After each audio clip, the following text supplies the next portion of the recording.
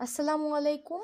কত উচ্চতায় বস্তুটির গতিশক্তি বিভব শক্তির দ্বিগুণ হবে কিংবা বিভব শক্তি গতিশক্তির দ্বিগুণ বা তিনগুণ হবে, এই টাইপের প্রশ্ন করতে অনেকেরই ঘাম ছুটে যায়। আজকে আমরা এই প্রশ্নটি কিভাবে মাত্র 2 সেকেন্ডে সলভ করা যায় তার টেকনিকটা শিখব। তারপরে এই টেকনিকটা কোথা থেকে আসলো সেটা দেখব। চলো শুরু করা যাক। তাহলে গতিশক্তি বিভব শক্তির দ্বিগুণ হবে, গতিশক্তি ইকে আর বিভব শক্তি ইপি। এখন এই দ্বিগুণটা কার সাথে বসাবো বলো তো? এখানে আরেকটা টেকনিক রয়েছে, যার সাথে এই র থাকবে তার সাথেই দ্বিগুণ বা তিনগুণ কথাটা আমাদের বসাতে হবে। যদি গতিশক্তির সাথে থাকতো তাহলে গতিশক্তির আগে বসাতাম, যেহেতু বিভব শক্তির আগে হচ্ছে র আছে সেহেতু এটার সাথে আমরা বসাবো। তাহলে দেখো দ্বিগুণ অর্থাৎ 2 ইপি। এই পর্যন্ত আশা করি তোমরা বুঝতে পেরেছো। এখন তারপরে কি করব? তারপরে শুধু আমাদের টেকনিকটা বসিয়ে দেব। ইকে বলতেই আমরা বসাবো এইচ মাইনাস এক্স। এক্স হচ্ছে কত উচ্চতায় বস্তুটির গতিশক্তি বিভব শক্তির দ্বিগুণ হবে, আর এইচ হচ্ছে উচ্চতা যত দেওয়া আছে, 30 মিটার 40 মিটার যাই থাকুক।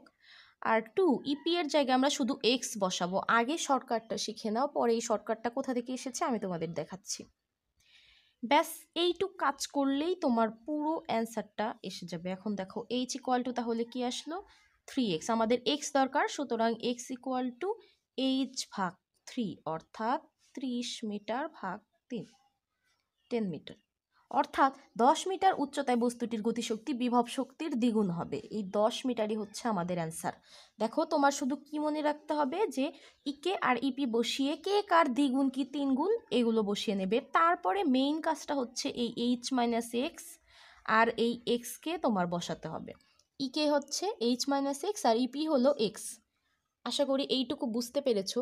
এখন এই টেকনিকটা আমি কোথা থেকে নিয়ে এসেছি সেটা তোমাদের দেখাচ্ছি। দেখো মনে করি এই উচ্চতাটা হচ্ছে এইচ। এখন আমাদের বলেছে যে কত উচ্চতায় গতিশক্তি বিভব শক্তির দ্বিগুণ বা তিনগুণ যাই হোক। তাহলে ধরি এক্স উচ্চতায় হচ্ছে আমাদের সেই কাঙ্ক্ষিত অ্যান্সারটা হবে যে এই এক্স উচ্চতাতে এসে গতিশক্তি বিভব শক্তির দ্বিগুণ বা তিনগুণ যাই বলুক সেটা হয়ে যাবে, আর সম্পূর্ণ উচ্চতাটা হচ্ছে এইচ। এখন এখানে খেয়াল করো ইকে ইকুয়াল টু কিন্তু আসবে m g h minus m g x, অর্থাৎ এম জি কমন নিলে এইচ মাইনাস এক্স। আর বিভব শক্তিটা কি হবে? বিভব শক্তি হবে হচ্ছে এম জি এক্স। এখন দেখো আমরা যখন এই বিভব শক্তি গতিশক্তি এপাশ ওপাশ বসাবো তখন কিন্তু এই এম জি কাটা যাবে, তখন এই যে এইচ মাইনাস এক্স আর এই যে এক্সটা এসে গেল। এখান থেকে আসলে মূলত টেকনিকটা আসছে। তোমরা সিকিউ এর ক্ষেত্রে কিন্তু এটা বসাবে না, শুধুমাত্র এমসিকিউ এর ক্ষেত্রে, অর্থাৎ অ্যাডমিশনে খাটানোর জন্যই হচ্ছে এই টেকনিকটা। দেখা হচ্ছে পরের ক্লাসে। আসসালামু আলাইকুম।